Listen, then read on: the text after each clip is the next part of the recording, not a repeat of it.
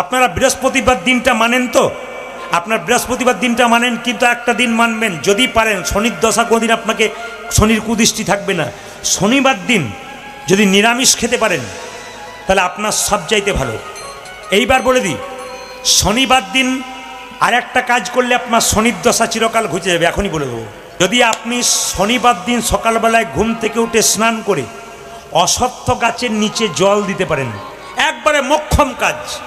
দেখে নেবেন আপনারা যাদের শনির কুদৃষ্টি আছে, মনে করছেন হাত দেখাবেন জ্যোতিষকে, জ্যোতিষ যখন বলবে শনির সাড়ে সাতি দশা কিংবা শনির কুদৃষ্টি আপনার উপর পড়েছে, তখন আপনি এই কাজটা করুন। বা দেখছেন ভালো কাজ হচ্ছে না, কাউকে দেখাচ্ছেন না হাত, আপনি এই কাজটা করুন। কি করবেন? জ্যোতিষশাস্ত্র বলছে যদি আপনি শনিবার দিন অশ্বত্থ গাছের নিচে জল ঢালতে পারেন আর সন্ধ্যাবেলায় অশ্বত্থ গাছের নিচে সরষার তেলের প্রদীপ দিতে পারেন, একবারে 100% আপনার শনির দশা কাটবেই কাটবেই কাটবেই। দেখুন, শনি দেবতা কোন দেবতাকে ভালোবাসত? গুরু বলে মানত কাকে? শিবকে। সেই শিবের প্রতি পর্যন্ত শনি কুদৃষ্টি দিয়েছিল। একবার দুর্গা শিবের সঙ্গে ঝগড়া করেছিল, স্বামী চিরকাল কৈলাস পর্বতে থাকবো, এটা বাড়ি টাড়ি কিছু হবে না। শিব বলেছিল, শোনো আমি শনিদেবকে তৈরি করেছি, শনির কুদৃষ্টি আমার উপরে আছে, তুমি ভালো বাড়ি তৈরি করবো বললে হবে না, তুমি দেখো না আগে চেষ্টা করে। শিব ভালো বাড়ি করার চেষ্টা করেছিল, শনির কুদৃষ্টির প্রভাবে আস্তে আস্তে বাড়িটা নষ্ট হয়ে গেছিল। ওই জন্য কৈলাস পর্বতে বাবা ছিলেন। এ পৌরাণিক গ্রন্থে কথা বলছে। আপনাদের কাছে নিবেদন রইল শনির কুদৃষ্টি যাতে না যায় আপনাদের মধ্যে, তাই জন্য শনি দেবতার নামে পুজো করবেন, শনি দেবতাকে আপনারা মানবেন। শনিবার দিন আপনারা বারবার বললাম যদি কাউকে কালো জিনিস দান করতে পারেন, কালো জিনিস যেমন শনি দেবতার মূর্তি কিন্তু লোহার মূর্তি হলে সবচাইতে ভালো হয়। হ্যাঁ, এটা কিন্তু মাথায় রাখবেন। ও মায়েরা, আপনাদের সময় খারাপ যায় অনেকের, দেখবেন বাড়ি তৈরি করব বলছেন কিন্তু তৈরি হচ্ছে না। এদিকে এদিকে বাড়ি তৈরি করব বলছেন কিন্তু তৈরি হচ্ছে না, হতে গিয়ে আটকে যাচ্ছে। আপনি কোনো কাজ করতে যাচ্ছেন, ভালো করে শুনবেন, এগুলো শোনা দরকার আছে। আপনার কাজটা আটকে যাচ্ছে, আপনার পেছনে মানুষ লেগে যাচ্ছে, আপনার কোনো কাজ ভালো হচ্ছে না। আপনি অনেকে বলেন আমাকে ফোন করে, বাবা আমার কোনো কাজই হচ্ছে না। কেন হচ্ছে না? সব কাজে ফেল করছি। তার কারণ কি? শনির সাড়ে সাতি দশা। শনি পুজো কোন দিন হয় মা? জোরে বলুন। শনিবার দিন। শনির কুদৃষ্টি যদি কারো ওপর একবার পড়ে তবে ভালো কাজ কোনো দিন হয় না, খালি খারাপ কাজ হয়। শনি একদিকে ন্যায় বিচার করে। শনি দেবতাকে জানেন মায়েরা? জোরে বলুন। শনি দেবতার নাম শুনেছেন তো? শনি হচ্ছে 9টা গ্রহের মধ্যে একটা গ্রহ। শনি হচ্ছে দেবতাদের মধ্যে একটা দেবতা, তার নাম হচ্ছে শনি দেবতা। ভালো করে শুনবেন। এই শনি দেবতার বাহন কে বলুন তো? কোথাও দেখবেন শকুন, কোথাও দেখবেন কাক। শনি দেবতার বাহন কি? কোথাও শকুন, কোথাও কাক। মায়েরা, শনি দেবতার পুজোতে কি কি লাগে? শনিকে সন্তুষ্ট রাখবেন, আপনার জীবনে শনির কুদৃষ্টি চলে যাবে। যদি আপনার জীবনে এরকম কোনো ঘটনা ঘটছে, হওয়া কাজ হচ্ছে না, হতে গিয়ে হচ্ছে না, আপনি ভালো কিছু করতে যাচ্ছেন আটকে যাচ্ছেন, আজকে জেনে নিন আমাদের দেবতা শনিদেব, তাকে যদি সন্তুষ্ট করা যায় আমাদের জীবনে কিছু লাভ আছে। আগে শুনে নেবেন। শনিবার দিন যদি আপনারা সরিষা, কালো সরিষা শনি দেবতার নাম করে অর্পণ করবেন, সন্ধ্যাবেলায় সরিষার তেলের প্রদীপ দেবেন। খুব মাথায় রাখবেন, শনি দেবতার নামে বা শনি দেবতার মন্দিরে বা শনি দেবতার ছবিতে আপনি কোনোদিন মোমবাতি জ্বালাবেন না, তাহলে কিন্তু শনি দেবতা রুষ্ট হয়। শনি দেবতাকে গঙ্গা জল দেবেন। শনি দেবতাকে যখন পুজো করবেন মায়েরা, বিশেষ করে কালো শাড়ি পরে পুজো করবেন, দেখবেন শনি দেবতা খুব সুস্থ হয়, মানে খুব সন্তুষ্ট হয়। আপনি যখন কারো বাড়িতে খেতে যাবেন তখন বিচার করে খাবেন, যাত্রার বাড়িতে খাবেন না। প্রদীপ পালের কথা মানবেন না, শাস্ত্রের কথা মানবেন। যাত্রার বাড়িতে খাবেন না। কার বাড়িতে খাবেন না? যেন কোনো পাপী লোক অন্যায়ভাবে টাকা রোজগার করছে, আপনাকে দিচ্ছে, প্রচুর খাওয়াচ্ছে পেট ভরে ভুরি ভুরি, আপনি লোভের বশবর্তী হয়ে তার বাড়িতে খাবেন না। কেন বলুন তো? পাপের পয়সার টাকাতে যদি আপনি সেবা করেন তাহলে আপনি পাপী হয়ে যাবেন। শাস্ত্র বলছে যেমন খাবেন অন্ন সেরকম তৈরি হবে মন। ওই জন্য বলে রাখি, যেমন খাবেন অন্ন শুদ্ধ অন্ন খাবেন শুদ্ধ মন তৈরি হবে, আর যদি শুদ্ধ অন্ন না খান তাহলে অশুদ্ধ মন তৈরি হবে। একটু প্রমাণ দেখুন, ভীষ্ম সরসজ্জায় কতদিন ছিল? 58 দিন। মায়েরা, ভীষ্ম সরসজ্জা 58 দিন ছিল। পঞ্চপাণ্ডবকে জ্ঞান দিয়েছিল, ধর্মের জ্ঞান। যখন ধর্মের জ্ঞান দিচ্ছে, একটা মেয়ে পাশে বসে মুচকি মুচকি হাসছে। জানেন আপনারা মেয়েটিকে? ওই মেয়েটি হলো দ্রৌপদী। যুধিষ্ঠির সঙ্গে সঙ্গে ভীষ্ম বলে উঠল, দ্রৌপদী তুমি হাসছো কেন? বলে আমি হাসছি এই জন্যে, যেদিন 80,000 লোকের মাঝে আমার কাপড় খুলছিলে, বস্ত্রণ হচ্ছিল, সেদিন তোমার ভালো ভালো কথাগুলো কোথায় গিয়েছিল? সেদিন তুমি বসে বসে দেখছিলে আমার কাপড় খুলছে দুর্যোধন, তোমার ভালো ভালো বাণী কোথায় গেল? ধর্মের কথা কোথায় বেরোচ্ছিল? সেদিন তুমি ধর্মের কথা বললে না কেন? আজকে তুমি সরসজ্জায় শুয়ে এ কথা বলছো কেন? যুধিষ্ঠির মহারাজ চুপচাপ বসে আছে। ভীষ্ম বলল, মা তুমি ঠিকই বলেছ। বলে কেন? যেদিন আমি তোমাকে প্রতিবাদ করতে পারি নাই, দুর্যোধন কাপড় খুলছিল, তোমার বস্ত্র হনন করছিল, কোনো প্রতিবাদ করি নাই। কেন বলো তো? একটা কারণে প্রতিবাদ করি নাই। কি কারণে? তখন যে আমি দুর্যোধনের পাপের অন্ন খাচ্ছিলাম, ওই দুর্যোধনের পাপের অন্ন খাচ্ছিলাম বলে আমার শরীরে পাপ রক্ত তৈরি হয়েছে। মায়েরা, যদি কোনো অন্যায়কারীর ব্যক্তিতে, অন্যায়কারীর বাড়িতে আপনি খাবার খান, যদি কোনো পাপের বাড়িতে খারাপ খাবার খান, তাহলে আপনার রক্তটাতে পাপ তৈরি হবে। এর কথা কে বললেন? না, ভীষ্ম বললেন যে আমি পাপ রক্ত তৈরি করেছি পাপ খাবার পেয়ে। আজকে আমাকে অর্জুন বারবার সর্বিদ্ধ করেছে, আমার শরীর থেকে সমস্ত পাপ রক্ত বেরিয়ে গেছে, তাই আমার মুখ থেকে ভালো ভালো কথা বেরোচ্ছে। ওই জন্য আপনাদের কাছে নিবেদন রইল, পাপের খাবার কারোর বাড়িতে খাবেন না। চেষ্টা করবেন ভক্তের বাড়িতে, চেষ্টা করবেন প্রসাদ খেতে, চেষ্টা করবেন যেখানে মহোৎসব হয় সেখানে প্রসাদ পেতে। দেখবেন আপনার মন শুদ্ধ হবে, আপনার জীবন সুন্দর হবে। বিখ্যাত ক্রিকেটার আছেন বিরাট কোহলি, নাম শুনেছেন, দেখলেন সেই দিন সচিন টেন্ডুলকরের ওপরে গেলেন তিনি, বিশ্ব চ্যাম্পিয়ন হয়ে গেলেন। তার জীবনীটা ঘাটুন। তার স্ত্রীর নাম অনুষ্কা, দুজনে নিরামিষ খায়। এই কম বয়স থেকে নিরামিষ খাচ্ছে দুজনে।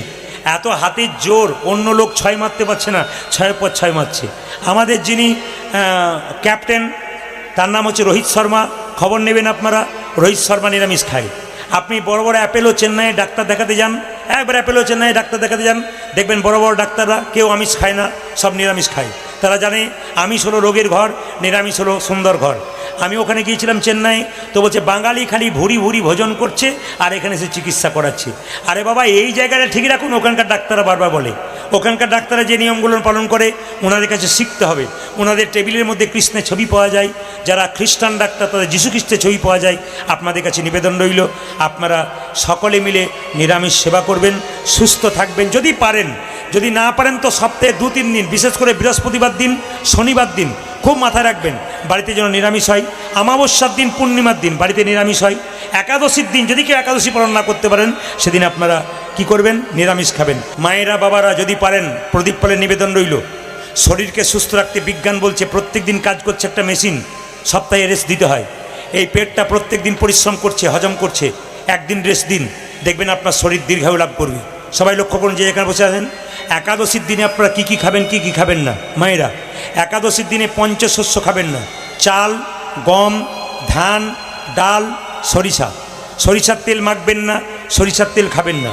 সাদা তেলে রান্না করবেন, সেদিন অন্ন খেতে পাবেন না, রুটি খেতে পাবেন না। অনেকে দেখবেন বলে আটা খেতে হয়, ওই দিনে একাদশী হয় না, তার আটাদশী হয়ে যায়, আটাকেও খাবেন না। একাদশীর দিনে চিন্তা থাকবে মা, সারাদিন গোবিন্দের চিন্তা করবেন।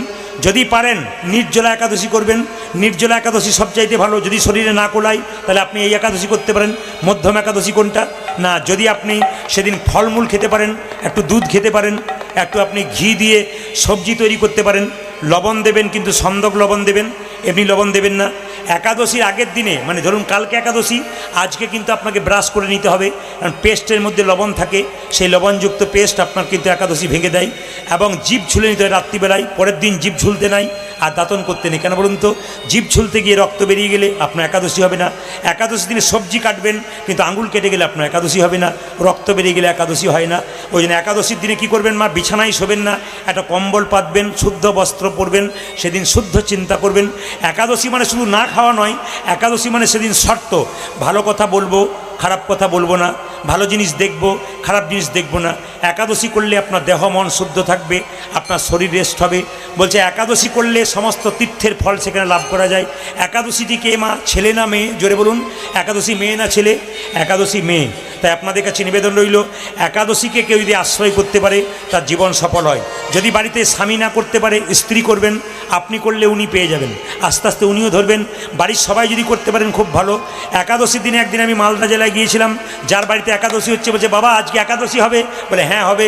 উনি আমাকে কি দিয়েছেন, দুধের পায়েস, দুধের পিঠে, 4 রকমের সবজি, অনেক রকমের ফলমূল দিয়েছে। আমি বললাম বাবা রে, এরকম একাদশী যদি হয় তাহলে তোমার সারা জীবন করে বেড়াবো, কোনোদিন বাদ দেবো না। একাদশী দিনে বেশি খাওয়া চলবে না। তারা কিন্তু ভাগবত তার আগেই বলে দিয়েছে ডাক্তার দেখাতে হবে না, ডায়েট করা যাবে। কিসে ডায়েট করা যাবে? এই পেটটাকে যদি 4 ভাগ করা যায়, তা 3 ভাগ খাবার খাবেন, খুব মাথা রাখবেন।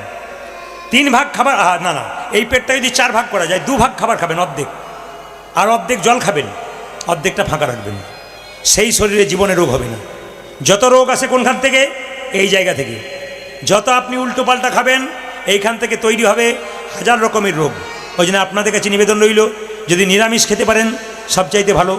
নিরামিষ খাওয়া মানুষরা দীর্ঘদিন লাভ করে। যার ভেতরে কু আশা আছে সেখানে গোবিন্দ আসতে পারে না। কারো ভেতরে যদি কু আশা থাকে তাহলে গোবিন্দ দর্শন কোনোদিন হবে না। হরি বল, হরি বল। আপনারা সময় থাকতে এসেছেন, যদি সময়ে কেউ গোবিন্দ ভজন করতে পারে তবে অসময়ে ভগবান আপনার সামনে আসবে। হিন্দু সনাতন ধর্মকে বাঁচানোর একমাত্র পথ এই হরিসভা। এই হরিনা আপনারা কৃষ্ণ কথা, হরি কথা শুনে আপনাদের জীবনটাকে পরিবর্তন করবেন। জীবনে চলার পথে কিছু কথা আছে, যে কথাগুলো আপনারা যদি মেনে চলতে পারেন আপনাদের জীবন সুন্দর হয়ে যাবে। তাই ভগবানকে মনটা দিন, দেখবেন শান্তি পাবেন। সংসারে শান্তি আছে যদি হরি কথা, কৃষ্ণ কথা বলতে পারেন। তাই মহাপ্রভু নবদ্বীপের পথ দিয়ে যাচ্ছেন শ্রী গৌরাঙ্গ প্রেমের ঠাকুর নাম দিতে দিতে। শ্রী গৌরাঙ্গ প্রেমের ঠাকুর প্রেম বিলাতে এলো নদিয়ায়।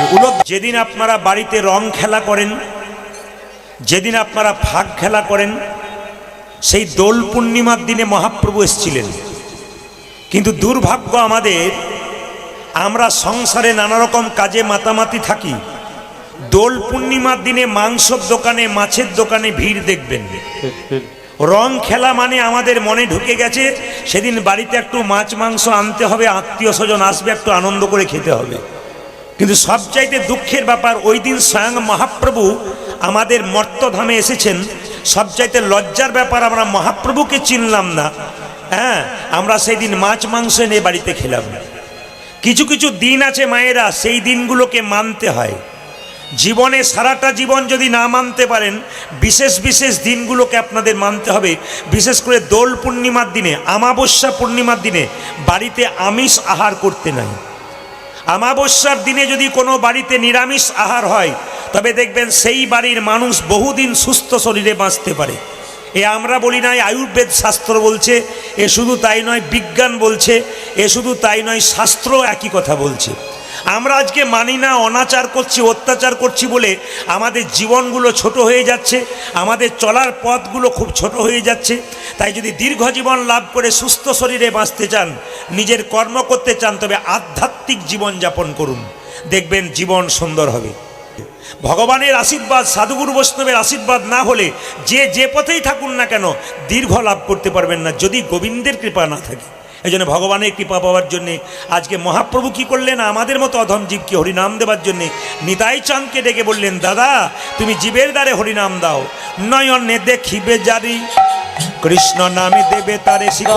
নয়নে দেখিবে জারি কৃষ্ণ নামে দেবে তারে। নয়নে দেখিবে জারে কৃষ্ণ নামে দেবে তারে। নয়নে দেখিবে জারে কৃষ্ণ নামে দেবে তারে। মহাভারতে পঞ্চপাণ্ডব যুধিষ্ঠির, আসতে মায়েরা, যুধিষ্ঠির, ভীম, অর্জুন, নকুল, সহদেব, মাথায় আছে তো? 5 জন ভাইয়ের নাম কি কি?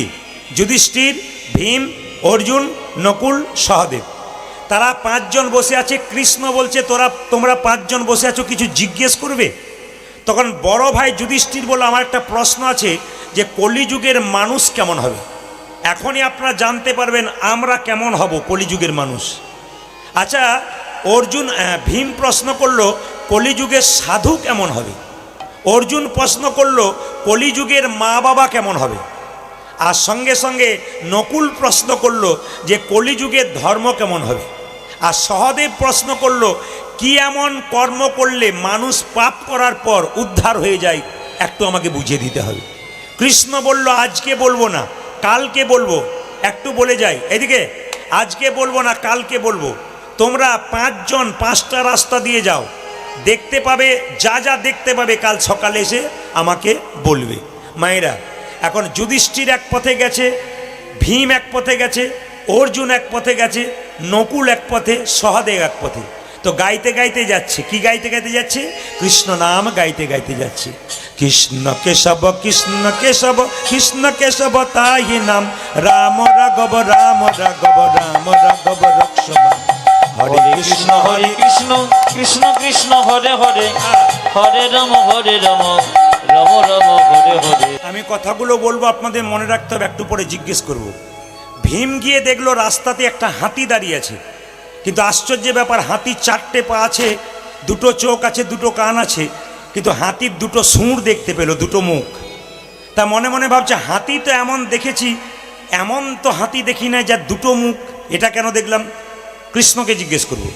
মায়েরা, এখন যখন ভীম রাস্তা দিয়ে যাচ্ছে তখন দেখছি একটা পুকুরের মধ্যে একটা পচা গলা মরা পড়ে আছে, আর তার উপর একটা পাখি বসে আছে, ঠুকরে ঠুকরে খাচ্ছে। তা পাখির গায়ে হরে কৃষ্ণ নাম লেখা আছে ডানাতে। যে পাখিটার ডানাতে হরে কৃষ্ণ নাম লেখা আছে সে আবার মরা পচা গলা জন্তুটাকে খাচ্ছে। তা মনে মনে ভাবছে এই মরা পচা গলা জন্তু, বলুন তো মায়েরা, যারা কৃষ্ণ ভক্ত হয় তারা অখাদ্য খায়? জোরে বলুন হ্যাঁ না না, কুখাদ্য খায়। যারা কৃষ্ণ ভক্ত হয় তারা শুদ্ধ খাবার খায়, আচারে চলে, বিচারে চলে। কিন্তু ডানাতে কৃষ্ণ নাম লেখা আর মরা জীবজন্তুটা ঠুকরে ঠুকরে খাচ্ছে। আচ্ছা, কৃষ্ণকে জিজ্ঞেস করব। এইবার যখন অর্জুন চলে যাচ্ছে তখন দেখতে পেল একটা গাভী বাচ্চা প্রসব করলো, কিন্তু বাচ্চার গাটা চাটতে চাটতে বাচ্চার শরীর থেকে রক্ত বেরিয়ে গেল, বাচ্চাটা সঙ্গে সঙ্গে মরে গেল, গাভীর বাছুরটা মরে গেল। বলছি এ কীরকম? মা ছেলেকে আদর করতে করতে এমন নষ্ট করে দিল, বাচ্চাটা শেষ হয়ে গেল। আচ্ছা ঠিক আছে, কৃষ্ণকে জিজ্ঞেস করব। আচ্ছা, নকুল যখন গেল তখন দেখতে পেল রাস্তার ধারে 6টা গর্ত। মায়েরা, 4টেতে জল নেই, 2টোতে জল আছে। তা চমকে গেল, 4টেতে জল নেই, 2টোতে জল আছে কেন? এই কথা দেখার পর, এই জিনিসটা দেখার পর সহদেব দেখতে পেল একটা বিরাট বড় পাহাড় থেকে বিরাট বড় পাথর গড়গড়িয়ে পড়ছে। মনে হচ্ছে এত স্পিডে আসছে ঘর বাড়ি ভেঙে দেবে, কিন্তু একটা ঘাসের ডগাতে এসে পাথরটা আটকে গেল। আশ্চর্যের ব্যাপার, ভুতুরে কাণ্ড। এত বড় একটা পাথর একটা ঘাসের ডগায় আটকে গেল। কৃষ্ণ সকালবেলা এসে জিজ্ঞেস করলো তোমরা গিয়েছিলে? বলে হ্যাঁ গিয়েছিলাম।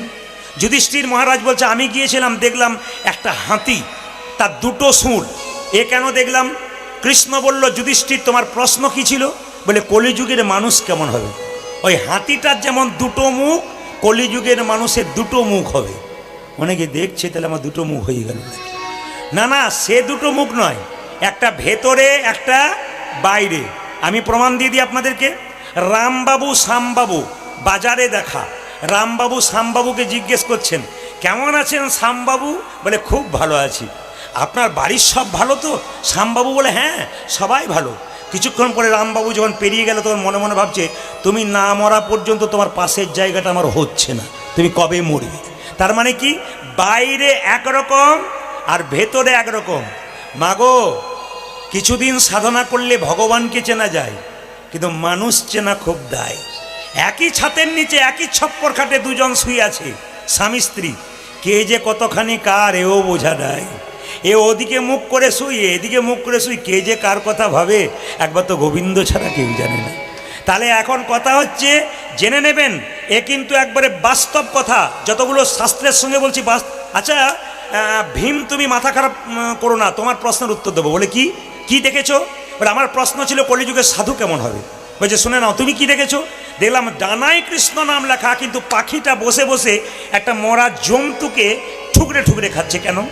কৃষ্ণ বলল কলিযুগে যত সাধু হবে বেশিরভাগ সাধু গেরুয়া বস্ত্র তিলক শিখি নিয়ে রাস্তা দিয়ে ঘুরবে, কিন্তু খবর নিয়ে দেখবেন চুরি করেছে, ডাকাতি করেছে, মস্তানি করেছে, শেষ জীবনে সাধু সেজে গেছে। সঙ্গে সঙ্গে জিজ্ঞেস করলো, হ্যাঁ ভীম, আচ্ছা কৃষ্ণ, তাহলে কি সেই সাধুকে প্রণাম করব না? কৃষ্ণ বলল, মায়েরা যে কোনো সাধুর দরজায় এলে 3 বার প্রণাম করবেন।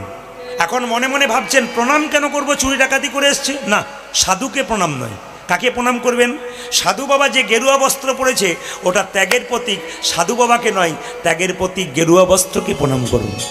আর কি করবেন? আর প্রণাম করবেন কেন? আমরা সংসারী মানুষ, একদিনের বেশি 2 দিন সংসারে বাইরে থাকতে পারি না। ওই সাধুটি চুরি করে হোক, ডাকাতি করে হোক, এই যে এতদিন সংসার ত্যাগ করেছে, এই ত্যাগের জন্যে তাকে একটা প্রণাম দেবেন। আর তৃতীয় প্রণাম কেন দেবেন মা? 3 নম্বর প্রণাম, আপনার বাড়িতে কোনোদিন হরিনামের ধ্বনি হয় নাই, সাধু চুরি করে হোক, ডাকাতি করে হোক, ওই যে নিতাই গৌর হরিবোল বলছে, সাধু বাবাকে নয়, ওই হরিবোল ধ্বনিটাকে একটা প্রণাম দিন। বাহ, খুব সুন্দর উত্তর পেলাম। আচ্ছা, এইবার অর্জুন, তোমার মনে কি প্রশ্ন জেগেছে? অর্জুন বলল, আমার প্রশ্ন ছিল কলিযুগের মা বাবা ছেলের ওপর কেমন ব্যবহার করবে। বলছে বেশ, শোনো, কি দেখলে? একটা গাভী একটা বাছুর প্রসব করলো, কিন্তু বাছুরটার গাটা চাটতে চাটতে নষ্ট করে দিল। কিছু মনে করবেন না মায়েরা, এখনকার যুগের বাবা মা বাচ্চাকে জন্ম দিচ্ছে, আদর দিয়ে দিয়ে বাচ্চাকে নষ্ট করছে। উত্তর পেয়ে গেল, সঙ্গে সঙ্গে বলছে, আচ্ছা নকুল তুমি কি দেখলে? নকুল বলছে, আমি দেখলাম 6টা গর্ত, 4টাতে জল নাই, 2টোতে ফাঁকা। ধর্ম কলিযুগের কেমন হবে? কিছু মনে করবেন না, এখনকার ধর্ম, অপরাধ নেবেন না। এখানে জগদ্ধাত্রী মন্দির দেখলাম, ভক্তি এলো, আমার খুবই ভক্তি এলো। কবিটিকে আমি খুব সাধুবাদ জানাই, এত সুন্দর আদি নিয়ম অনুযায়ী এত সুন্দর পুজো করেছে, প্যান্ডেলের মহিমা রেখেছে, যেখানে থিম রাখেনি। এমন এমন পুজো হচ্ছে, দুর্গা পুজো দেখবেন থিম রেখেছে। অন্যান্য ধর্মের মানুষ আমাদেরকে ঠাট্টা করে। এবছর দুর্গা পুজো আমি গান করতে যাচ্ছি রাস্তায় রাস্তায়, জেলাটার নাম বলবো না, পেরিয়ে যাচ্ছি, দেখতে পাচ্ছি মা দুর্গা ছোট্ট করে নিচে, আর ওপরে একটা সিন করেছে কি, হাই রোড করেছে, তার রাস্তা দিয়ে যাচ্ছে শিব ঠাকুর স্কুটি চালিয়ে, আর দুর্গা তার পেছনে কাঁধে হাত দিয়ে বসে আছে। তো এটাকে কি বলছে না, থিম বলছে। বিধর্মী একজন আমাকে প্রশ্ন করলো, প্রদীপবাবু খুব তো লোককে বোঝান, আপনাদের কোন শাস্ত্রে লেখা আছে যে শিব স্কুটি চালাচ্ছে আর দুর্গা তার পেছনে হাত দিয়ে আছে? বলুন তো, এই সমস্ত অধম লোকগুলো যেগুলো করছে, আমাদের হিন্দু সনাতন ধর্মটাকে কত নিচের দিকে নামিয়ে দিচ্ছে। আসল জিনিসটা আমরা জানি না। এত জোরে ডিজে বাজাচ্ছে যে অসুস্থ মানুষ আরও অসুস্থ হয়ে যাচ্ছে। মা আসে 4 দিন শান্তির জন্যে, আর অসুস্থ মানুষ যদি ডিজের শব্দে আরও অসুস্থ হয়ে যায়, তাহলে সে শান্তি কোথায় পেল? আমরা কোন, ও মায়েরা, শুধুমাত্র ওইখানে থিম নয়, ওইখানে নয়, আমাদের বিয়েতেও দেখবেন মালা বদল হয় না? আপনাদের সব মালা বদল হয় নাই নাকি? মালা বদল হয়েছে তো দেখবেন, কাপড়টা ঢাকা দেওয়া হয়, মালা বদল হয়। তখন দেখবেন একটা সন্ধিক্ষণ, মানে স্বামী স্ত্রীতে একটা মালা বদল, মানে কি সন্ধিক্ষণ। কীরকম সন্ধিক্ষণ? প্রেমের সন্ধিক্ষণ। মেয়েটি স্বামীকে মালা দেবে, স্বামী তার স্ত্রীকে দেবে। সেই সময় স্ত্রী যখন স্বামীকে দিতে যাচ্ছে, তখন পেছন থেকে একজন ক্যামেরাম্যান বলছে, এই দিকে তাকাও, এই দিকে। আচ্ছা বলুন তো, শুভ দৃষ্টিটা স্বামীর ওপর হওয়া উচিত ছিল, কোথায় হলো বলুন তো? আর স্বামীর দিকে তাকায়। এই জন্যে তো আজকালকার মেয়েরা দেখবেন রাস্তা দিয়ে যাচ্ছে, খালি এদিক আর ওদিক, আর স্বামীর দিকে তাকাচ্ছে না। মানে আমাদের বিয়েতেও মডেল তৈরি হয়ে গেছে। আরে বাবা, মালা বদল হতে দে, তারপর না মালাটা বদল করছে সন্ধিক্ষণ, তখন বলছে এই দিকে তাকান, এই দিকে। মানে ক্যামেরাম্যানকে বলবো না, কিছু মনে করবেন না, যেটা বলুন রাধা রানী কি। মানে ধর্মের আড়ম্বরতা বেশি, কিন্তু আসল ধর্মটা ক্ষণিক, সামান্য। এইবার লক্ষ্য করুন, নকুল সহদেব বলল, আমি দেখলাম বিরাট বড় পাহাড় থেকে ছোট্ট একটা বিরাট বড় পাথর গড়গড়িয়ে পড়ছে স্পিডের মুখে, ঘর বাড়ি ভেঙে যাবে মনে হচ্ছে, কিন্তু একটা ঘাসের ডগায় আটকে গেল। সঙ্গে সঙ্গে কৃষ্ণ বলল, তোমার প্রশ্ন কি ছিল? কলিযুগের মানুষ এত পাপ করবে, কি করলে উদ্ধার হবে? বলছে, যত পাপ করেছে, পাহাড়ের সমান পাপ যদি কেউ করেছে, মহাপ্রভু বললেন, খাইতে শুইতে যথাতথা যদি একটু হরিনাম নামক, কৃষ্ণ নাম নামক ধনকে ধরতে পারে, তাহলে ঘাসের ডগার মতো সে নিতাই গৌর হরি বল, বিরাট বড় পাপ থেকে সে মুক্তি হয়ে যাবে যদি নাম করতে পারে। তাই যদি কেউ মনে করেন যে আমি অন্যায় করে ফেলেছি, অন্যায় পথ থেকে ত্যাগ করে যদি মহাপ্রভুর কথা অনুযায়ী কৃষ্ণ নাম করতে পারেন, আপনাদের লাভ হয়ে যাবে। রাধে রাধে। হ্যাঁ, জোরে বলবেন, শ্যাম সুন্দর কি। আচ্ছা বলি, মেদিনীপুরের সবচাইতে বড় রেল স্টেশন কোথায় বলুন তো? কোথায়? খড়গপুর। তো খড়গপুরের পাশে আমার একটা গ্রাম ছিল, আপনাদের গ্রামটার নাম কি? বৃন্দাবনপুর। ওই গ্রামটার নাম কি? গ্রামটার নাম হচ্ছে ধারেন্দা গ্রাম। ওখানে 2জন স্বামী স্ত্রী বাস করতেন। মাথায় রাখবেন, আমি আধ ঘন্টা পর জিজ্ঞেস করব। স্বামীর নাম কৃষ্ণমণ্ডল, কার নাম মনে থাকবে? কৃষ্ণমণ্ডল। স্ত্রীর নাম কি? দুরিকা দেবী। মায়েরা, স্বামীর নাম কৃষ্ণমণ্ডল, দুরিকা দেবী। দেখবেন বাড়ি গাড়ি টাকা পয়সা সব থাক, একটা জিনিস না থাকলে বাড়িতে শান্তি নাই। কি বলুন তো? যদি কারো ছেলে মেয়ে না থাকে। কৃষ্ণমণ্ডলে কোনো ছেলে মেয়ে ছিল না, অভাব ছিল মা, কিন্তু স্বভাব নষ্ট হয়নি। অনেকে দেখবেন অভাবে স্বভাব নষ্ট হয়ে যায়, কিন্তু দুরিকা দেবী এত পতিব্রতা ছিল, একবেলা খেত না, কিন্তু কৃষ্ণ ভজন ছাড়ত না। ধারেন্দাতে কৃষ্ণমণ্ডল দুরিকাকে বলছে, দুরিকা তুমি গালে হাত দিয়ে কি ভাবছো? আমি ভাবছি এত অভাব, একবার ভগবানের কাছে গিয়ে বলতে পারো না কিছু দাও? কৃষ্ণমণ্ডল বলল, শোনো দুরিকা, এ তোমার সব কিছু ভালো, একটা জিনিস খুব খারাপ, তোমার লোভ বেশি। কেন, তোমার কিসের অভাব? একবেলা খেতে পাও, একবেলা পাও না, তার জন্য অভাব? ভগবানকে বলতে হবে? বলবো না। আমরা কোনো একটা অভাব হলেই দেখবেন ভগবানকে বলি। কিছু মনে করবেন না মা, ভগবান যদি আমাদের 7টা দেয় আর একটা জিনিস চাই দেয় না, তাহলে ভগবানকে বলি এর কোনো দামই নেই। কিন্তু ভগবান যে 7টা জিনিস দিল, ওটার দিকে তাকালাম না। গাড়ি দিয়েছে, বাড়ি দিয়েছে, পুত্র দিয়েছে, কন্যা দিয়েছে, হঠাৎ একটা জিনিস দিল না, তোমার ভগবানকে এত ডাকলাম, দিল না। কিন্তু তিনি যে এত দিয়েছেন ওগুলো হিসাব করলাম না, একটা দিল না, ওতে আমাদের রাগ হয়ে গেল। কিন্তু কৃষ্ণমণ্ডল বলল, মন্দিরে যাব কিন্তু কিছু চাইবো না। আপনারা মন্দিরে যাবেন কিন্তু কিছু চাইবেন না। কেন চাইবেন না মা? একটা ছেলে যদি বাচ্চা মায়ের কাছে বারবার ঘুরঘুর করে, মা কিন্তু জানতে পারে ছেলে কেন ঘুরঘুর করছে। ভগবানের মন্দিরে গিয়ে আপনি বলবেন, ছেলের চাকরি হোক, মেয়ের বিয়ে হোক, একথা আপনি বলবেন না। কেন? ভগবান তো অন্তর্যামী, তিনি তো জানেন আপনার কি আছে কি নাই, আপনি আবার জানাবেন কেন? তিনি তো জেনেই বসে আছেন। তো কৃষ্ণমণ্ডল বলল, দুরিকা তুমি কিছু বলতে চাইছো? বলছে, আমাদের গ্রামের লোক, পাড়ার লোক সবাই একবার জগন্নাথ মন্দিরে যাচ্ছে, তুমি একবার যাও না। তখন বললো, কেন যাব? চাইতে যাব। দুরিকা দেবী খুব চালাক, তো বলো না, চাইতে হবে কেন? সবাই তো তীর্থে যাচ্ছে, তোমার তো জগন্নাথ দর্শন হবে, আমার হোক আর না হোক, তোমার জন্য তো আমার তো কিছুটা পাওনা হবে। আমি তো সহধর্মিনী, স্বামী ধর্ম করলে স্ত্রী কিছুটা পাই, তা আমি কিছু পাবো, তুমি চলে যাও। বলছে, তুমি যখন বলছো তাহলে জগন্নাথ মন্দিরে যাব, কিন্তু কিছু চাইবো না। মায়েরা, জগন্নাথ মন্দিরে চললো কে? কৃষ্ণমণ্ডল। সবাই মিলে হাত তুলে চলুন, কৃষ্ণমণ্ডল যাচ্ছে। কিভাবে যাচ্ছে? জয় জগন্নাথ, জয় জগন্নাথ, জয় জগন্নাথ, জয় জগন্নাথ। দাদা ভাইয়েরা, আপনার বন্ধু তীর্থস্থানে গেছে, খবর পেয়েছেন, কিরে কবে এলি? একবার আলিঙ্গন করি, পেয়ে যাবেন কিছু। ছোট বাচ্চা তার মায়ের সঙ্গে তীর্থস্থানে গেছে, আপনি তাকে একটু কোলে নিলেন, আদর করলেন, আপনি কিছু পেয়ে যাবেন। যদি কোনো বয়স্ক ব্যক্তি যায়, প্রণাম করতে হয়। তীর্থস্থান থেকে ফিরে এলে দুরিকা দেবীকে তার স্বামী কৃষ্ণমণ্ডল বলছে, কই গো দুরিকা? দুরিকা পতিব্রতা নারী ছিল, কি করলো মা? গলায় কাপড়টা দিয়ে তাড়াতাড়ি বললো, স্বামী এসেছো, দেখি দেখি তোমার পাগুলো আগে ধুইয়ে দিই। পা ধুইয়ে দিয়ে প্রণাম করলো, বাড়ি নিয়ে গেল। অপরাধ নেবেন না, সতী নারী যারা হয় স্বামীর পা ছুঁয়ে প্রণাম করে। একটু হাত তুলে বলবেন, এখানে মায়েরা এতজন কীর্তন শুনতে এসছেন, কারা কারা সকালবেলায় স্বামীর পা ছুঁয়ে প্রণাম করেন? হাত তুলে বলুন। যাক, এখানে তুলেছেন 2-1জন। তারপর দেখলো আমাদের পাড়া থেকে কেউ তুলে নেয়, হাত নামিয়ে দিয়েছে। আর দাদারা মনে মনে ভাবছে, যাক এতদিন পরে আপনি আমাদের হয়ে বললেন, কেউ বলে না। স্বামী আপনার রোগের ওষুধ, আপনার স্বামী আপনার বাবা, বাবা নয় তাই এবার হয় নাকি? আপনার স্বামী আপনার ভাই, আপনার স্বামী আপনার বন্ধু, সেটা হতে পারে আপনার স্বামী আপনার ছেলে। চমকে গেলেন তো? কিন্তু আমি তো শাস্ত্রের বাইরে কথা বলি না, শাস্ত্র হিসাবে বলবো। যেদিন নিমাই সন্ন্যাস নেবে, আগের রাত্রিতে বিষ্ণুপ্রিয়াকে বলেছে, প্রিয়া তুমি বাপের বাড়ি চলে যাও।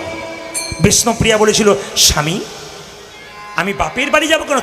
তুমি তো আমার বাবা, এটা তোমার বাপের বাড়ি। চুপ করো, এতদূর পড়াশোনা করলাম, লোকে আমাকে নিমাই পণ্ডিত বলে, আমি কোনোদিন জানতে পারলাম স্বামী বাবা। তুমি কি করে জানলে? বিষ্ণুপ্রিয়া বলল, শোনো, তুমি যেমন পণ্ডিত, লোকে তোমায় পণ্ডিত বলে চেনে, আমার বাবা তো সনাতন মিশ্র, সেও পণ্ডিত। আরে আমি যে পণ্ডিতের মেয়ে, বাবার কাছ থেকে শুনেছি, স্বামী বাবা হয়, স্বামী ছেলে হয়, স্বামী ভাই হয়, স্বামী গুরু হয়। নিমাই বলল, আমার তো জানা নাই, তুমি আমায় বলে দাও। বিষ্ণুপ্রিয়া বলল, শোনো স্বামী, কখন স্বামী বাবা হয়? কখন হয়? অন্নদানে পিতা সম, রতিদানে পতি। অন্নদানে পিতা সম, রতিদানে পতি। অন্নদানে পিতা সম, রতিদানে পতি। অন্নদানে পিতা সম, রতিদানে পতি। মেয়েদের যতদিন বিয়ে না হয়, বাবা অন্ন জোগাড় করে, বিয়ের পরে কে জোগাড় করে? জোরে বলুন। স্বামী। স্বামী তো অন্নদাতা পিতা। অন্নদানে পিতা সম, রতিদানে পতি। অন্নদানে পিতা সম, রতিদানে পতি। ছেলে কখন হয়? পিণ্ডদানে পুত্র সম, অগতির গতি। পিণ্ডদানে পুত্র সম, অগতির গতি। আপনাদের একটু ভেঙে দিই, স্বামী স্ত্রী বেঁচে আছে, আগে যদি স্বামী মারা যায়, ছেলে মেয়ে না থাকে, কে পিণ্ড প্রদান করে? স্ত্রী। পিণ্ডদানে পুত্র সম অগতির গতি। পিণ্ডদানে পুত্র সম অগতির গতি। মায়েরা ভক্তি ভরে চেয়েছিল, স্ত্রী বলে উঠলো, স্বামী জগন্নাথ মন্দিরে গিয়েছিলে, মানে বলতে পারছে না ভয়ে, তুমি কি চাইলে? আচ্ছা কেমন জগন্নাথ দেখলে? দারুণ দেখলাম গো, এবার না তোমাকেও নিয়ে যাব, নিয়ে যাবে আমাকে এর পরের বারে, মানে বলতে পারছে না কি চাইলে। হ্যাঁ গো জগন্নাথের কাছে প্রণাম করলে। জানো দুরিকা, প্রণাম করতে গিয়ে একটা ভুল করে ফেললাম। কি ভুল? আমি ভেবেছিলাম কিছু চাইবো না, চেয়ে বসলাম। কি চাইলে? একটা কৃষ্ণ ভক্ত সন্তান। বাহ স্বামী, এটা তো সত্যি আমি সাধুগুরু বৈষ্ণবের মুখে শুনেছিলাম, যে মেয়ে প্রতিদিন ভগবানের কাছে প্রার্থনা করে একই কথা, ভগবান তার মনের ইচ্ছা পূর্ণ করে। ওগো স্বামী, আমি একবেলা খাই একবেলা না খাই, আমার কোনো অভাব নাই, আমি তোমাকে বলেছিলাম। অভাব আছে কিন্তু না, আমার একটি অভাব ছিল, আমি মা হতে পারি না। এর চাইতে কষ্ট আর কি হতে পারে? এই জগতে যে মা হতে পারে নাই, সেই যদি কোনো মা হয় তার যে কি আনন্দ হয় সে ছাড়া কেউ জানে না। তুমি যে আমাকে বললে জগন্নাথের কাছে আমি মা হব, এটাই তো খুশির খবর। আমি তো জগন্নাথের কাছে প্রার্থনা করছিলাম, তুমি যেদিন থেকে গিয়েছিলে একই কথা বারবার বলছিলাম, যেন আমি একটা কৃষ্ণ ভক্ত সন্তানের মা হই। আপনাদের হরিবাসরে এসে আমি সকলের জন্য প্রার্থনা করে যাব, স্বয়ং জগদ্ধাত্রী মায়ের কাছে, স্বয়ং ভগবান কৃষ্ণের কাছে, আপনাদের প্রতি বাড়ি বাড়ি একটা করে কৃষ্ণ ভক্ত সন্তান হোক। আমি চাইব না আপনার ছেলে চাকরি করুক কি বাড়ি করুক কি গাড়ি করুক, আমি একটা জিনিস চেয়ে যাবো, যেন কৃষ্ণ ভক্ত সন্তান হোক। প্রশ্ন করবেন, প্রদীপবাবু কৃষ্ণ ভক্ত সন্তান চাইলেন কেন? গত পরশু তারিখে আমার একজন ভদ্রলোক বলছে, প্রদীপবাবু বলে কি, আমার ছেলের জন্য আমি 10 লাখ টাকা রেখেছি, আমার চিন্তা নাই, আমার ছেলে বসে বসে খাবে, আমি মরে গেলে শান্তিতে মরবো, ছেলের জন্য টাকা রেখে গেলাম। আমরা দাদা, ছেলের জন্য 10 লাখ টাকা রাখলেন, ছেলেকে তৈরি করলেন কেমন? এরকম তৈরি করলেন না এরকম তৈরি করলেন? যদি এরকম তৈরি করেন তাহলে তো আপনার কাজ আছে, আপনার সাধ্য সারাবে, আপনার হরিনাম করাবে, ভক্তদেরকে উদ্দেশ্যে কিছু সেবা দেবে। আর যদি এরকম তৈরি করেন তাহলে তো নিতাই গৌর হরিবোল হয়ে যাবে। উনি বললেন না না, চেষ্টা করছি ভালো করবার যতটা হয়। আমি বলবো ছেলের জন্য সম্পদ রাখতে হবে না, ছেলেকে সম্পদ তৈরি করে যান। একজন বিখ্যাত গায়ক সেদিন টিভিতে একটা আলোচনা হচ্ছিল, তাতে বলেছিল, আমার বাবা আমাকে বলেছিল তোকে সম্পদ দিতে পারলাম না, কিন্তু সম্পদ তৈরি করে দিয়ে গেলাম। ছেলেদেরকে মায়েরা সম্পদ রাখার দরকার নাই, কুঁড়ে হয়ে যাবে, সম্পদ তৈরি করে যান, যেন দেশের জন্যে জগতের জন্যে কিছু দিতে পারে। রাধা রানী কি, শ্যাম সুন্দর কি, মদন মোহন কি, জয় বলছেন না ভয় বলছেন? জোরে বলুন, রাধা রানী কি। এই যে এত সুন্দর বলছেন, এরকম বলতে হবে, শ্যাম সুন্দর কি, মদন মোহন কি, হরিবাসর কি, সাধুগুরু বৈষ্ণব কি। মায়েরা, কিছুদিন পরে তার গর্ভে সন্তান এলো, দুরিকা দেবীর গর্ভে সন্তান এলো। আর সেই সন্তানটা যখন 10 মাস 10 দিন পরে পূর্ণ হয়ে গেল, তখন পদকর্তা বলল, দেখো দেখো, জন্ম নিচ্ছে ধারেন্দা গ্রামে, লীলাটির নাম কি? দুঃখী কৃষ্ণদাস। রাধা রানীর কৃপায়, জগন্নাথের কৃপায় কৃষ্ণমণ্ডলের ছেলে জন্ম নিচ্ছে, তার নাম দুঃখী মণ্ডল। সবাই উলুধ্বনি দিয়ে, ধারেন্দাতে জন্মিল দুঃখী মণ্ডল, ধরেন্দাতে জন্মিল দুঃখী মণ্ডল, ধারেন্দাতে জন্মিল দুঃখী মণ্ডল। জন্ম নিল রে। জোরে বলবেন মায়েরা। বাচ্চাটা তো জন্ম নিল, নাম পরে রাখবে। একটা কথা বলে রাখি, বাচ্চা জন্ম নিলে মুখে কি দিন? জোরে বলুন। নিম পাতা। নিম পাতা নাকি মধু দেন? আমাদের সব নিম পাতা দেয়। কেন দেয় বলুন তো? আগে শুনেছিলাম মধু দিলে নাকি মিষ্টি মিষ্টি, জোরে বলুন, কথা বলে। এখন কি সত্যিকারে বলে? হাত তুলে বলুন তো। ছেলে যত ছোট থাকবে মা মা করবে, যখন বড় হবে তখন কিছু বললে চুপ করে তো। এই মধু কিন্তু তখন নিতাই গৌর হরি বল। একটা আপনাদের শাস্ত্রের কথা বলে যায়, যে যেখানে বসে আছেন আগামী দিন থেকে এই কাজগুলো করবেন। মধুটা কিভাবে দেখবেন দেখুন। বাচ্চা জন্ম নিলে বাচ্চা যদি কান্নাকাটি না করে, ডাক্তারবাবু থাপ্পড় মেরে মেরে কান্না করায়। যে বাচ্চা জন্ম নিয়ে কান্না করে না, ওই বাচ্চা সুস্থ বাচ্চা নয়। বাচ্চা জন্ম নিয়ে মায়ের দুধ পান করতে পারে না, তখন আমাদের সংসারে আমরা কি করি? একটু মধু দিয়ে দিই। কেন? কান্না যেন বন্ধ হয়ে যায়। মায়েরা, এই মধুটা আপনারা কান্না বন্ধ হবার জন্যে দেন, মিষ্টি কথা বলার জন্য নয়। কিন্তু একটা বই আপনাদের নাম বলবো, সবাই শুনে নিন। হিন্দু ধর্ম কি এবং কেন, বইটার নাম লোকনাথ কবিরাজের লেখা। বইটার নাম হিন্দু ধর্ম কি এবং কেন। তাতে পরিষ্কার করে লেখা আছে যে বাচ্চা জন্ম নিলে কখন তাকে মধু দিতে হয় বলুন তো মায়েরা। বাচ্চা জন্ম দেওয়ার পর অসহজ বৃহ থেকে কতদিন পর বের করানো হয়? জোরে বলুন 52 দিন পর নাকি? হ্যাঁ আমি যখন 52 দিন বললাম 2-4 জন বলছে হ্যাঁ হ্যাঁ 52 দিন। 21 দিন, জোরে বলবেন কতদিন?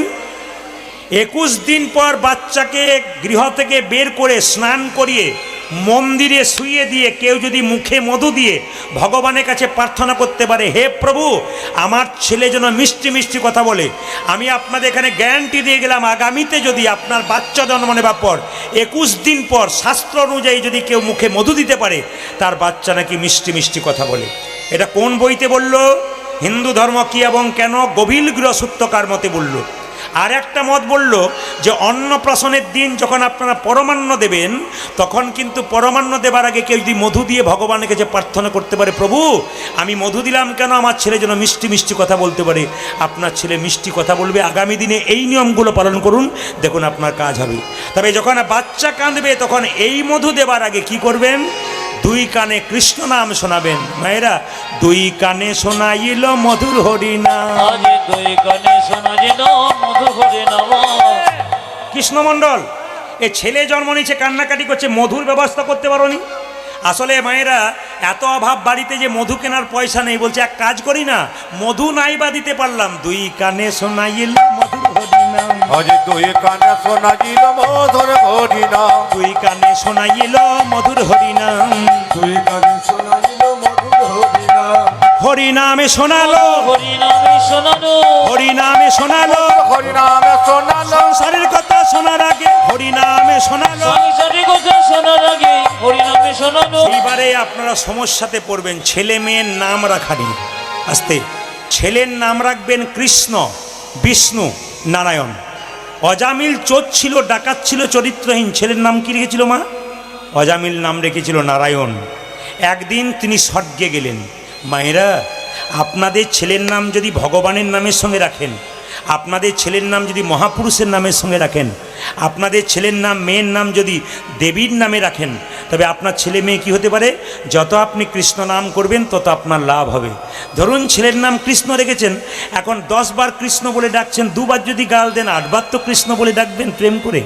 মেয়েদের নাম কি? তবে একটা নিয়ম হচ্ছে, বাচ্চা পেটে এলে কতদিন পর নাম রাখতে হয়? বাচ্চা পেটে এলে নাম রাখতে নাই মা, জন্ম নেওয়ার 21 দিন পর নাম রাখতে হয়, শাস্ত্র বলল। তবে আমাদের বাঙালিরা কি করে না, অন্নপ্রাশনের দিনে নাম রাখে। কিন্তু অন্নপ্রাশনের দিনে রাখবেন, কিন্তু আপনাদেরকে বলবো পেটে বাচ্চা থাকাকালীন কেউ নাম রাখবেন না, বাচ্চার অমঙ্গল হয়। অনেকেই দেখবেন বাচ্চা আসার আগে বলে, তো যদি ছেলে হয় তাহলে নাম রাখবো কি? বাবাই। আর মেয়ে যদি হয় নাম রাখবো কি? বিউটি বা সুইটি। আচ্ছা বলুন তো মা, বয়স হয়ে গেলে আর বিউটি সুইটি কিছু থাকবে? জোরে বলুন। রাধা রানী কি, শ্যাম সুন্দর কি, মদন মোহন কি? নামটা সুন্দর রাখতে হবে। পেটে বাচ্চা থাকলে অনুকূল ঠাকুর বলল, প্রতিদিন তুলসী মন্দিরে প্রণাম 1, ভগবানের মন্দিরে প্রত্যেক দিন একই কথা, কৃষ্ণ ভক্ত সন্তান দাও 3 কি মা? মহাপুরুষের ছবিতে প্রণাম করা। অনেকে দেখবেন তুলসী মন্দিরে জল দেয় না, দেব মন্দিরে ওঠে না। আমি জিজ্ঞেস করি কেন ওঠেন না? আমার শাশুড়ি বারণ করেছে। আমি তাকে প্রশ্ন করি, তোমার শরীর খারাপ হলে ডাক্তার দেখাবে না শাশুড়িকে দেখাবে? তাহলে তুমি যখন কথা শুনবে তত্ত্বজ্ঞানীর কাছে শুনবে, অন্য লোকের কাছে শুনবে না। তাই যখন ছেলেটা জন্ম নিল মায়েরা, ছোট্ট ছেলে, নাম রাখলো কি? দুঃখের সংসারে জন্ম নিল, নাম রাখলো দুঃখী মণ্ডল। সেই ছেলে যখন আস্তে আস্তে বড় হলো মা, বাবা মা কি শিক্ষা দিল দেখুন, দুঃখী রে তোকে এমনি এমনি পাই নাই বাবা, জগন্নাথ মন্দিরে জগন্নাথের কাছে প্রার্থনা করে পেয়েছি। তোর জীবনের একমাত্র উদ্দেশ্য কি জানিস? কৃষ্ণচরণ লাভ করা। দুঃখী যখন শুনলো কৃষ্ণচরণ লাভ করতে হবে, বাবা মাকে জিজ্ঞেস করলো, তাহলে কৃষ্ণচরণ লাভ করতে গেলে কি করতে হবে মা? বলে আগে গুরু ধরতে হবে। বলে গুরু কোথায় পাবো? বলে চলে যা সোজায়, কোথায়? নবদ্বীপ ধাম, দেখবি গুরু পাবি। 5 বছর বয়স যখন ছেলে দুঃখীর, তখন মা বাবা রাত্রিবেলায় ঘুমাচ্ছে, আর ছোট্ট ছেলেটি মা বাবাকে দূর থেকে প্রণাম করে বলছে, বাবা মা, কৃষ্ণচরণ লাভ করা যদি একমাত্র উদ্দেশ্য, আমাকে আশীর্বাদ করো, আমি যেন গুরুচরণ লাভ করতে পারি, কৃষ্ণ কৃপা পাই। ছোট্ট ছেলে যাচ্ছে আর গাইছে, আমি চলে যাই, আমি চলে যাই, আমি চলে যাই, চলে যাই, দাও গো বিদায়। হরি বল। আপনারা কেমন কীর্তন শুনছেন দেখি? দুঃখী কত বছর বয়সে ঘর থেকে বেরোলো জোরে বলুন, একটু জোরে বলুন। 5 বছর, ছোট্ট 5 বছরের ছেলেটা নবদ্বীপের পথ দিয়ে যাচ্ছে, যাকে জিজ্ঞেস করছে দেখছে তাকে ও দাদু, ও দাদু, বলে নবদ্বীপ কত দূরে গো? একজন বৃদ্ধ লোক বলল, এই ছেলে ভিখারির ছেলে কোথাকার, ভিক্ষা নিবি ভিক্ষা নে, আবার নবদ্বীপ নবদ্বীপ করছিস কেন? ছোট্ট দুঃখী বলল, তুমি ঠিকই বলেছো গো দাদু, আমি ভিখারির ছেলে, তবে আমি টাকা পয়সার ভিখারি নই। আমি কিসের ভিখারি জানো? আমি প্রেমেরও ভিখারি, প্রেম ভিক্ষা করি যাব গো নদিয়ায়, যাব গো নদিয়ায়। উলধ্বনি উলধ্বনি। তাই চৈতন্য ঠাকুর কি মায়েরা, কারা কারা নবদ্বীপ গেছেন হাত তুলবেন তো? বাহ, বেশ। নবদ্বীপের পাশে একটা জায়গা আছে, জায়গাটার নাম কালনা। ওই কালনা যদি কেউ যান তাহলে দেখবেন ওখানে হৃদয় চৈতন্য ঠাকুরের বাড়ি, বড় গুরুদেব। ওখানে নিত্যানন্দ প্রভুর শ্বশুর বাড়ি, নিতাই চাঁদের শ্বশুর বাড়ি হলো কালনা। সেই কালনাতে গিয়ে ছোট্ট 5 বছর ছেলেটা গুরুদেবের দরজায় চিৎকার করছে, হৃদয় চৈতন্য ঠাকুর কি। হৃদয় চৈতন্য বেরিয়ে এসে বলল, কি নাম তোর? আমার নাম দুঃখী। বাহ, কি নাম রেখেছে রে? আমার বাবা। দুঃখী নামটা কেন হলো? সবাই বলল পাড়া প্রতিবেশী দুঃখের সংসারে জন্মগ্রহণ করেছি, ওই জন্য দুঃখী। হ্যাঁ রে, কী জন্য এসেছিস? দীক্ষা নেব। ও মায়েরা, জেনে বলেছে দীক্ষা নেব। হৃদয় চৈতন্য বলল, আগে জানিস দীক্ষা মানে কি? ছোট্ট ছেলে বলল, জানি না, জানবো বলেই তো তোমার কাছে এলাম। সমস্ত মায়েরা বাবারা জেনে নিন দীক্ষা মানে কি। যারা দীক্ষা নিয়েছেন, গুরুমন্ত্র নিয়েছেন, শুধু নিলে হবে না। আজকে হৃদয় চৈতন্য ঠাকুর পরম গুরুদেব কি বললেন দেখুন। তিনি বললেন দীক্ষা মানে দিয়ে খা। যতজন কীর্তন শুনতে এসছেন, কারা কারা দীক্ষা নিয়েছেন হাত তুলবেন। বাহ, খুশি আমি বৃন্দাবনপুরে এসে, নামান হাত। দীক্ষা নিয়েছেন সার্থক কখন বলুন তো? স্নান করার পর গোবিন্দকে তুলসী পত্র বাতাসা দেওয়ার পর যদি কেউ সেবা করে তবে তার দীক্ষা নেওয়া সার্থক। আর যদি আপনি স্নান না করে নিজে খেয়ে নেন, তারপর আপনি গোবিন্দকে দেবেন, তারপর আবার খাবেন, আপনার দীক্ষা নেওয়া সার্থকতা নাই। হাজার কাজ করে যদি শরীর খারাপ থাকে, একটু মাথায় গঙ্গা জল ঠেকিয়ে শুভ্র পোশাক পরে আপনারা গোবিন্দকে দেবেন তুলসীপত্র বাতাসা, তারপর খাবেন। দাদা ভাইরা যারা ব্যবসা বাণিজ্য করেন বলতেই পারেন আমাদের সকালে চাপ থাকে, শীতের দিনে স্নান করতে পারবো না। আপনারা না পারুন, সকালবেলায় ঘুম থেকে উঠে ভগবানকে স্মরণ করে তার আশীর্বাদ নিয়ে ঘর থেকে বেরোতে হয়। ওই জন্য একটা ধুতি পরে, শুভ্র পোশাক পরে, একটু মাথায় কপালে একটু তিলক টিলক নেওয়ার পর, আপনি তিলক নেবার দরকার নেই, আমার মতো তুলসী মন্দিরে একটু জল দেবেন, সেই জলটা দেওয়ার পর সেই মাটিটা তিলক করে নেবেন। যদি কেউ তিলক না করতে পারেন তাহলে জল তিলক করতে পারেন। যদি কারো মনে হয়, আমাদের হিন্দুদের সবচেয়ে লজ্জার ব্যাপার, আমি যদি তিলক করি আপনি যদি না করেন তাহলে আপনি আমার পেছনে লেগে যাবেন। যেমন আমার পাড়াতে একজন বাস করে, একজন মহিলা, 25 বছর বয়স, তা একটা বাচ্চা ছেলে আছে, ও নিরামিষ খায়, ও নিরামিষ খায়, ওর বাবার বংশ থেকে সব কৃষ্ণ ভক্ত, ও নিরামিষ খায়, তিলক নেওয়া অভ্যাস আছে। তো তিলক যখন নিতে শুরু করেছে, পাড়ার 5টা মেয়ে বলা বলি করছে পুকুর ঘাটে, দিদি হারানের বইয়ের কি ঢং দিদি, এমন মালা তিলক করছে, ভগবান বোধহয় আগে চলে আসবে। না না, এইটাই তো আমাদের সবচাইতে লজ্জার ব্যাপার। অন্যান্য ধর্মের মানুষ ধর্ম করলে লোক পেছনে পেছনে বলে করে যা তুই। লজ্জার ব্যাপার আমাদের, কেউ যদি একবার ধর্ম করে তার পেছনে 1000 জন লেগে যায়। আপনাদেরকে বলে রাখি, কুকুর যায় রাস্তায়, হাতি যায় রাস্তায়, কুকুর ঘেউ ঘেউ করে, বলুন তো হাতি কি কুকুরের দিকে তাকায়? যারা কৃষ্ণ ভক্ত তারা তো হাতির মতো, নিন্দুক যারা তারা কুকুরের মতো। কুকুরের দিকে তাকালে আমাদের কৃষ্ণ নাম কোনোদিনও হবে না। যে কুকুরগুলো আপনাদের বিরুদ্ধে যায়, ওই কুকুরগুলোর দিকে তাকাবেন না, আপনি হাতির মতো রাস্তা দিয়ে যাবেন, ওরাও দেখবেন একদিন ঘেউ ঘেউ বাদ দিয়ে হরিনাম করতে শুরু করেছে। এই জন্য বলে দিই মায়েরা, তিলক যদি কেউ না করতে পারেন, জল তিলক করবেন। জল নেবেন, এই আঙ্গুলে করে তিলক করে নেবেন, যেমন করেছি সেরকম করে নেবেন। কেউ দেখতে পাক না পাক, শাস্ত্র বলছে আপনার জল তিলক হয়ে গেল। এইবার লক্ষ্য করুন, যে যেখানে বসে আছেন, হৃদয় চৈতন্য বলল আগে দীক্ষা মানে দিয়ে খা। বাহ, তুই দীক্ষা নিবি? বলে হ্যাঁ। আমার কাছে দীক্ষা নেওয়া তো অসুবিধা নয়, দীক্ষা নিতে গেলে পরীক্ষা দিতে হবে। কি পরীক্ষা গুরুদেব? 5 বছরের ছেলেটাকে বলে এক কাজ কর, এই দেখ তোকে একটা মাটির কলসি মাথায় দিলাম, এই কলসিতে করে প্রত্যেক দিন গঙ্গা থেকে জল এনে আমার তুলসী বাগানে দিবি। যেদিন তোর সার্থক হবে সেদিন মন্ত্র দেব, তার আগে তোকে দেব না। ছোট্ট দুঃখী কলসিটা মাথায় নিয়ে যাচ্ছে আর গাইতে গাইতে যাচ্ছে। এখন আমি গুরুদেবের গানগুলো গাইব, আপনার সবাই মিলে কিন্তু নিজে নিজে গুরুকে স্মরণ করুন। আমি যখন এই গানটা গাইবো না, যারা যারা গুরু মন্ত্র নিয়েছেন তারা গুরুকে স্মরণ করুন বসে বসে। যদি গুরু আপনার ছবি আছে, না না বাচ্চাকে একটু নাচতে দিন, কিছু করবেন না, বাচ্চাকে নাচতে দিন, খেলতে দিন, ওটাই ভালো। ও আনন্দ করছে, ওটা ঠিক আছে। সবাই মিলে গুরুকে স্মরণ করবেন। ছোট্ট দুঃখী যাচ্ছে জল আনতে আর গাইছে জয় জয় শ্রী গুরু প্রেম কল্পতরু অজে জয় জয় শ্রী গুরু। কিছু মনে করবেন না, এইদিকে তাকান। আমি একটু আগে বললাম হরিনাম আপনি করলে আপনার পেছনে লোক লেগে যায়। ছোট্ট ছেলেটা গঙ্গায় জল আনতে গেছে, কত বছর বয়স বললাম মা, জোরে বলুন? 5 বছর। মাথায় কি নিয়েছে জোরে বলুন? একটা মাটির কলসি। জল নিয়ে যখন গঙ্গায় জলটা নিতে যাবে, গঙ্গার ওপার থেকে একটা মেয়ে বল, এ খোকা, এ কি নাম তোর? আমার নাম দুঃখী। এইটুকু বাচ্চা কি করছিস? গঙ্গায় জল নিচ্ছি। কোথায় নিয়ে যাবি রে? ওই যে ওখানে আমার গুরুর কাছে। তোর গুরু কে? হৃদয় চৈতন্য। বলে মন্ত্র দিয়েছে? বলে এখনো দেয় নাই। দেবে কখন? বলেছে গঙ্গা জল নিয়ে তুলসী মঞ্চে দিবি মন্দিরে, যেদিন সার্থক হবে সেদিন দেবো। ওরে তুই বাড়ি পালিয়ে যা বাবা, তুই বাড়ি পালিয়ে যা। ওপার থেকে মেয়েরা বলছে। বলে কেন বাড়ি পালিয়ে যাবো? ওই গুরুকে চিনিস না? ওই হৃদয় চৈতন্য, হৃদয়টা বড় কঠিন। ওই তোর মতো কত ছেলে এলো আর গেল, কাউকে মন্ত্র দিল না। ও গরুর মতো খাটিয়ে দেবে, কাউকে মন্ত্র দেবে না। ছোট্ট ছেলে বলল, ও তোমরা আমার গুরুর বাইরেটা দেখলে গো, ভেতরটা দেখলে না। আসলে যারা আসল গুরু হয় তারা কেমন জানো? বাইরেটা নারকেলের মতো আর ভেতরটা খুব সুন্দর জল থাকে। বাইরেটা শক্ত, ভেতরে শ্বাস জল থাকে। তা আমার গুরুদেব হচ্ছে বাইরেটা শক্ত কিন্তু ভেতরে খুব প্রেম আছে। তখন পাড়ার মেয়েরা বলে উঠলো, দেখলি তো ভালোর কাল নাই, ভালো বলা ভালো নয়। ওরে পরের ছেলে পরমানন্দ, যত উচ্ছনে যায় তত আনন্দ।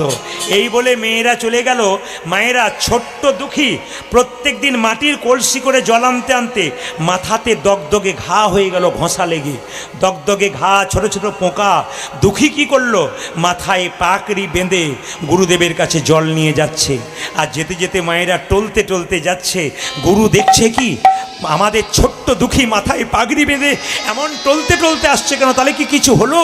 গুরুদেব বলল, কি রে দুঃখী, মাথায় পাগড়ি আনলি কেন? গুরুদেব আমি বলতে পারবো না। আমি কেমন করে ডাকিব হরি, বলো না আমায়, বলো না আমায়। ওই আমি কেমন করে ডাকিব হরি, বলো গো আমার, বলো গো আমার। এ মাথায় পাগড়ি বেঁধেছিস? গুরুদেব আমি বলতে পারবো না। পাগড়ি খোল। না খুলবো না। খোল। না খুলবো না। তবে আমি নিজেই খুলে দেবো, যেই না নিজে জোর করে। দেখি দুঃখী, মাথায় পাগড়ি খুলে দিলাম, তোর মাথায় ঘা কেন? তোর মাথায় পোকা কেন? আমায় বলিসনি কেন বাবা? তুই যেদিন বাবা মাকে ছেড়ে আমার কাছে এসেছিলি, আমি তো গুরু, আমি তো বাবা, আমি তো মা। গুরুর কাছে মনের কথা বলতে হয় মা। মায়েরা শুনে রাখুন, মনের মধ্যে যারা থাকবে, যন্ত্রণা থাকবে, দুঃখ থাকবে, কারোর জন্য কেউ আত্মহত্যা করবেন না, সংসার থেকে পালিয়ে যাবেন না। মনে দুঃখ থাকলে দু জায়গায় বলেন, গুরুচরণে, গোবিন্দের চরণে। গুরু বাবার মতো তার কাছে মনের কথা বলবেন, কাউকে বলবে না। আর যদি গোবিন্দকে কাছে পান, মন্দিরে কেঁদে কেঁদে বলবেন, দেখবেন ভগবান আপনার সমাধান করে দেবে। গুরু আর গোবিন্দ দুজনকে বলবেন। ছোট্ট দুঃখী বললো, আমাকে বললি না কেন? আমি তো চিকিৎসার ব্যবস্থা করতাম, চিকিৎসক চিকিৎসা করলে তোর মাথার ঘা ভালো হয়ে যেত। ছোট্ট দুঃখী কেঁদে কেঁদে বলল, শোনো গুরুদেব, আমি যদি তোমায় বলতাম আমার মাথায় ঘা হয়েছে, তুমি না হয় কবিরাজ ডেকে আমার চিকিৎসা করাতে, চিকিৎসক আমায় মলম মেখে শুয়ে থাকতে বলতো, কিন্তু আমি যে কৃষ্ণ সেবায় বঞ্চিত হতাম। আমি কৃষ্ণ সেবায় বঞ্চিত হতাম, কৃষ্ণ সেবায় বঞ্চিত হতাম। ওই আমি কৃষ্ণ সেবায় বঞ্চিত হতাম। ওকে, ওরে তোকে গুরু মন্ত্র দেবো কি? তুই তো মন্ত্র নিয়েছিস। এই দেখ, তোকে আজকে মন্ত্র দিলাম, নাম দিলাম। আজকে তোর নাম হলো দুঃখী কৃষ্ণ দাস। মায়েরা, গুরুদেব নাম রাখলো দুঃখী কৃষ্ণ দাস। ছোট্ট দুঃখী, তাকে হৃদয় চৈতন্য বলল, একটা ছোট্ট চিঠি লিখে দিলাম, তুই বৃন্দাবনে যা, একদিন কৃষ্ণ কৃপা পেয়ে যাবি। সবাই মিলে হাত তুলে চলুন, ছোট্ট দুঃখী বৃন্দাবনে যাচ্ছে। সবাই হাত একসঙ্গে তুলবেন, একসঙ্গে একসঙ্গে। দেখি কি সুন্দর আপনার তালি দিতে পারেন। সবচাইতে আমি খুশি, আজকের এই রাত্রিবেলায় আকাশে কুয়াশা পড়ছে, মায়েরা কি সুন্দর বসে বসে তালি দিচ্ছেন। আমি খুব খুশি। হাত তুলুন একসঙ্গে। পথ চলিতে কথা বলিতে, তালি। পথ চলিতে কথা বলিতে পথ চলিতে কথা বলিতে তালি পথ চলিতে কথা বলিতে একবার গাহ কৃষ্ণ নাম হরি নাম মধুর নাম উলধ্বনি মায়েরা পথ চলিতে কথা বলিতে পথ চলিতে কথা বলিতে একবার গো কৃষ্ণ নাম হরি নাম মধুর নাম। দাঁড়ান আজকে আমার সবচেয়ে খুশির খবর এইটাই যে প্রত্যেকটি জেলায় জেলায় রাজ্যে রাজ্যে গানে যায় এরকম মানুষ শীতকে উপেক্ষা করে গরমের দিনে গরমকে উপেক্ষা করে আনন্দে মাতোয়ারা হয়ে যায়। আজকে মা জগদ্ধাত্রীর আশীর্বাদে এখানকার কমিটির সহযোগিতায় আপনার এখানে কীর্তন শুনছেন। আমি আরেকবার কমিটির সমস্ত ছেলেদেরকে ভগবানের কাছে মা জগদ্ধাত্রীকে যে প্রার্থনা করে যাব, এনারা যেন প্রতি বছর কীর্তন অনুষ্ঠান করতে পারে।